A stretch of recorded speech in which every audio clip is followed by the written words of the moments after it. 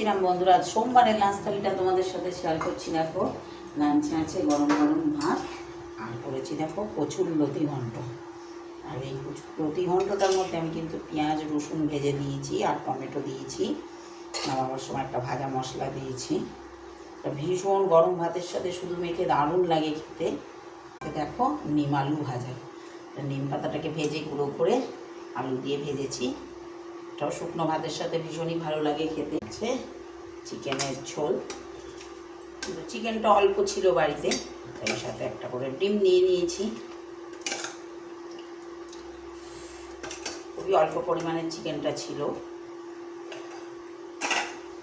আমের টক, আমি প্রচণ্ড গরমে একটু টক খেতে ভালো লাগে শেষ পাতে, তো এটা কিন্তু সর্ষে ফোড়ন দিয়েছি আর অল্প সর্ষে বেটে দিয়েছি একদম। আমার কিন্তু লাঞ্চ থালি গোছানো রেডি। তা আজকে মন পছন্দ লাঞ্চ থালি আমি খেতে চাই। তোমরা ততক্ষণে চ্যানেলটি